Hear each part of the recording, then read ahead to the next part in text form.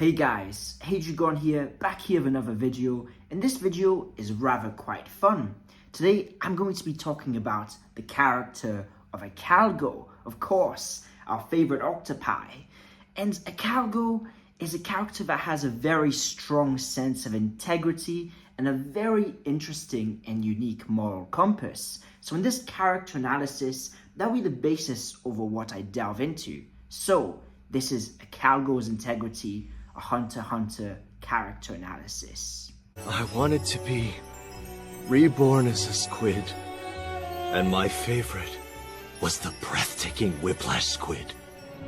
Octopi are ugly. Squid are cool. In this really quite powerful moment, Ikalgo is given two choices, that of life or that of death, under the condition that if he chooses life, he'll betray his comrades, and if he chooses death, then of course he'll die. And he chooses to die in quite the splendid way, right? We see his remarks of his regret of what he should have been, the life he wanted to live.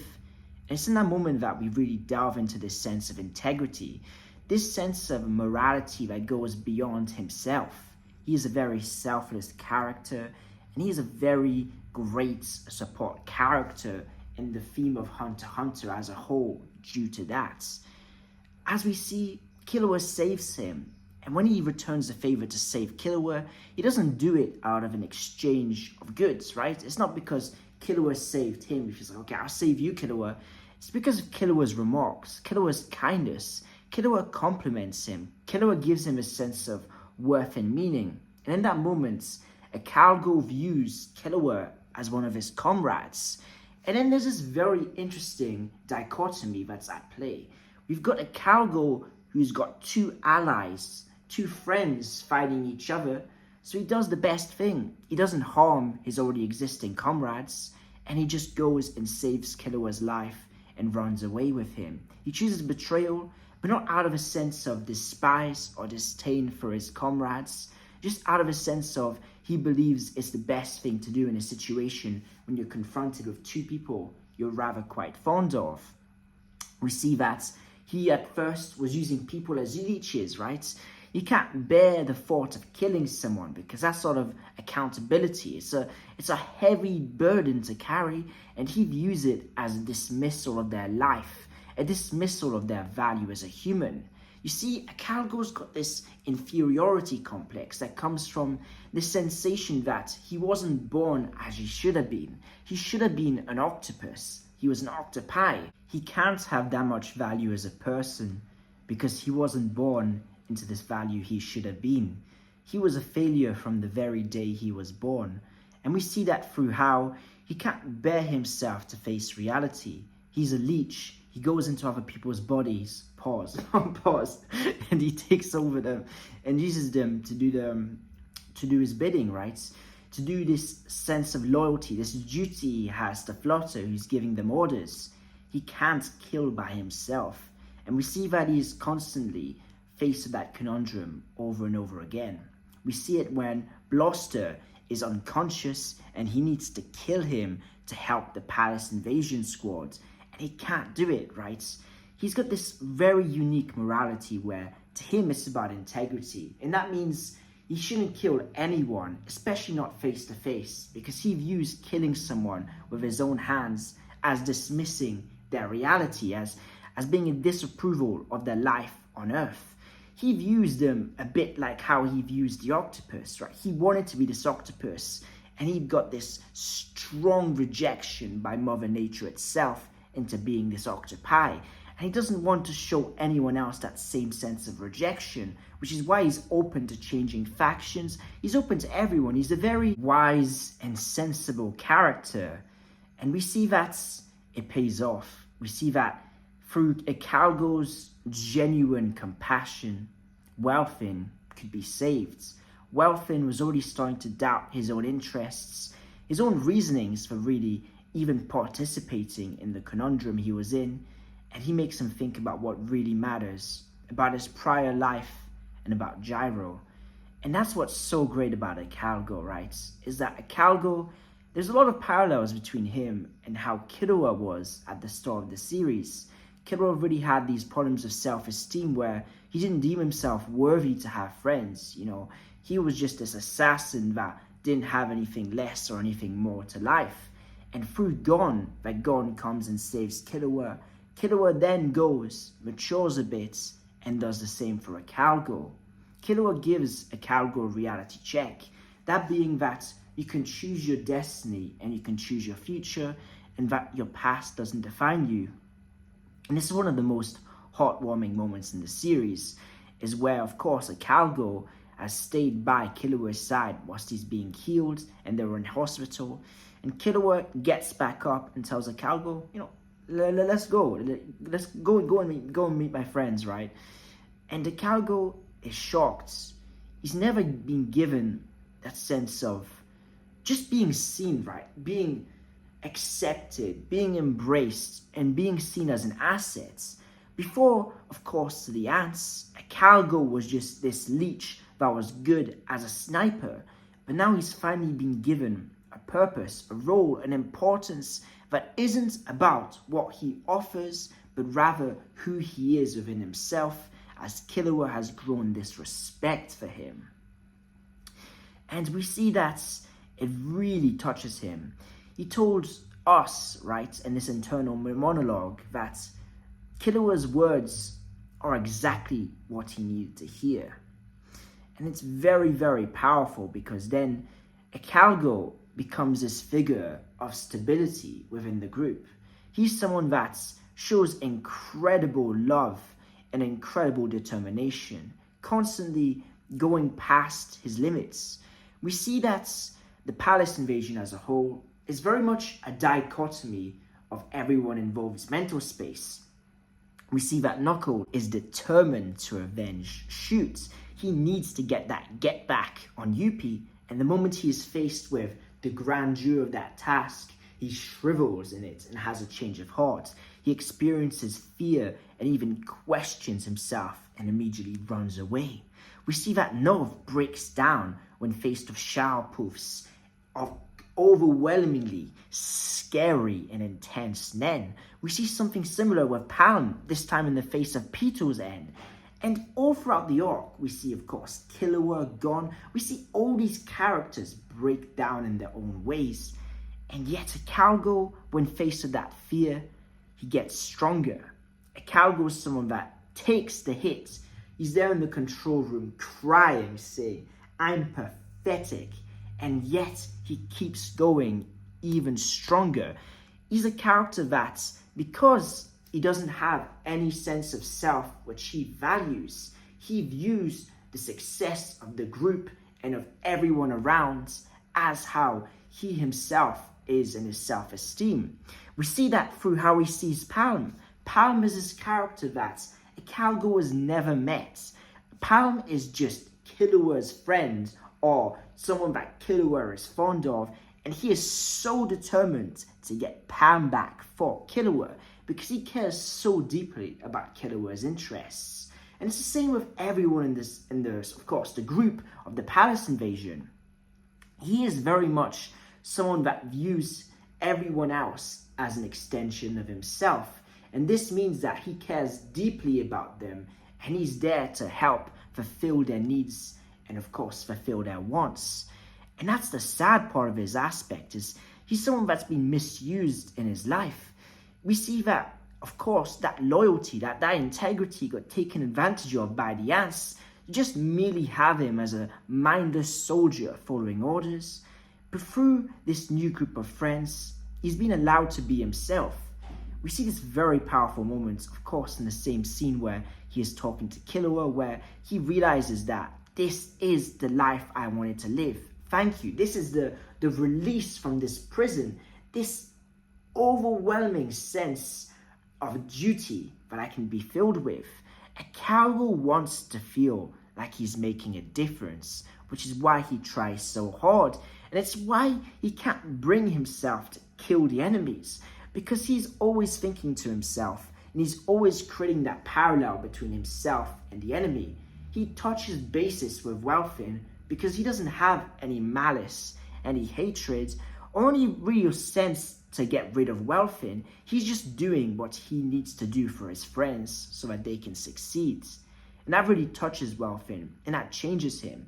And we see that all throughout the course. Ikalgo is a character that he is very, very...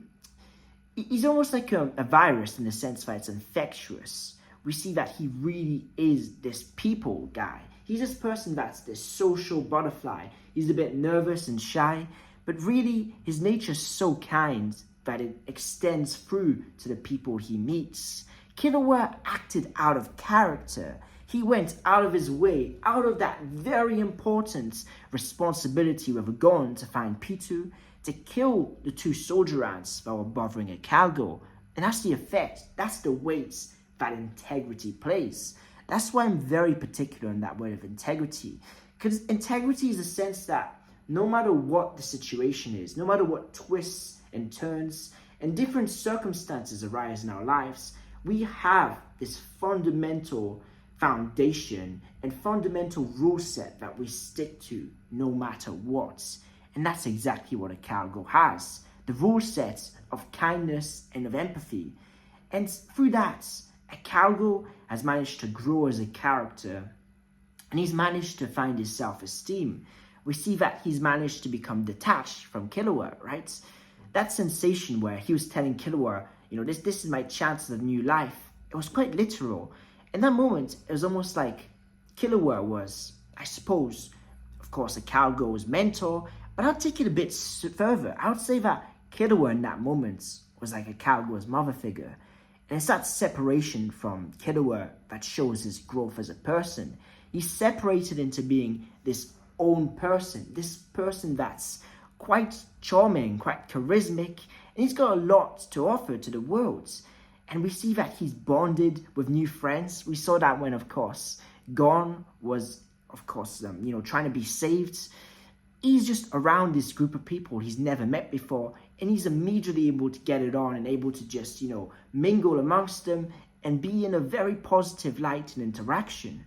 And it shows us just the power of consistency, right? The power of, no matter what happens, being kind is never a bad thing. And there was a very subtle moment where we see just the difference, right, between Ikalgo's old life and his new life. When Bluster goes and he confronts, of course, Ikalgo. He's driving this car, and he says, have you been following Hagia's orders? And he says, yes. It's in a moment where we see that he didn't really take too much regard to Hagia changing his name to Leol, right? In that moment, he was very much just going off pure duty. He didn't feel engaged or particularly fond of what he was doing. We see in his, of course, the start of his monologue, him going, yada, yada, yada. He's, taking his time, getting the sniper, he's very much doing something on autopilot. He doesn't feel like it's his purpose. Even back then, he knew something was missing, which is why when Killua gave him this opportunity, he jumped right at it, at this opportunity to redeem himself, to become this octopus, not in person, but in spirit. And we see the difference with just how in tune he is to all the little details. Just how when he's in the control room, he's thinking about all the possibilities of what could happen and what he needs to do. And he always finds a solution. And that's due to how he is motivated by the success of his comrades, even more than the comrades which have their own personal reasons and have this attachment to the mission. And it's very, very beautiful to see. And another thing that's just beautiful to see overall is how Ikalgo impacts Killua. Ikalgo is very much the support figure for Killua in the times where Killua is seeing his best friends slowly deteriorate into something he doesn't know of. Gon is starting to distance himself, and Ikalgo is very much there in support of him. And that's a very important minor detail that's support characters are very much underappreciated, just in general, and Ikalgo is the perfect support character in the fact that even just his presence alone brings a sense of comfort and a sense of warmth.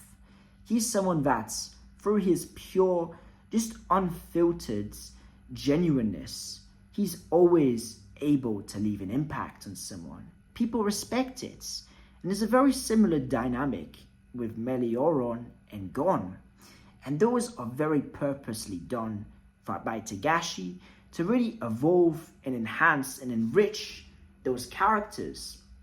In particular, I want to talk about Killua, because it's through Ikalgo that Killua realizes how much he is completely attached and almost to an extent addicted to Gon. Through Ikalgo and through his relationship with Ikalgo, through this moment of almost being out of character, this desire to help Ikalgo, he realizes that this experience, this human interaction of a greater degree, this close connection, isn't just something he can have with Gon. And it really shapes his mind, and it shapes who he becomes, because of Ikalgo, he now knows that he doesn't have to rely on Gon. There are, of course, other people he can have a similar connection to. And after removing Illumi's Nen needle, he knows about, of course, Aluka. So through Aluka, the sister he has, he's able to experience Gon, what he saw in Gon, this light he seen that was too bright for him. He's able to carry that light and convey it in all his future interactions. And the role Ikalgo plays in that is very fundamental. And it's the reason why Ikalgo gets more screen time that maybe he shouldn't deserve, right? He's not one of the big main characters, but he's a very fundamental person and an asset, a plot device to a less degree to change Killua. And of course, the change in himself, as we see this dichotomy of chimera ants and humans, the line being blurred. Of course, he's the first real example we see of. Colt had these human feelings and human memories, but Ikalgo was the first one that showed true honor, a sense of, in that moment when he is prepared to die, we see just how much value his life has. He is human by all intents and purposes. He just isn't in a human body, which begs the question, what is it to be a human? And that's it. It's the integrity behind humanity. It's our sense of fundamental beliefs. All of us have things we hold dear to our hearts. Some of us have religion. Some of us have family. Some of us have a sense of scale and improvements. Others have a sense of duty. Whatever that is, that for Ikalgo is what makes him this pillar in the series of stability and of warmth. This was my Ikalgo character analysis. I hope you enjoyed it. If you got any suggestions for videos you'd like me to do, please leave it down below. I do Hunter x Hunter videos every single day, so if you want to join this ride, please feel free to subscribe. I'd love to talk to you all in the comments, no matter what it is you'd have to say. I just love these interactions. I love just the community of Hunter x Hunter. So I hope you all have an incredible day. I wish you all the very best. This was Hadrugon. Peace out. 羽ばたいたら戻らないと言って目指した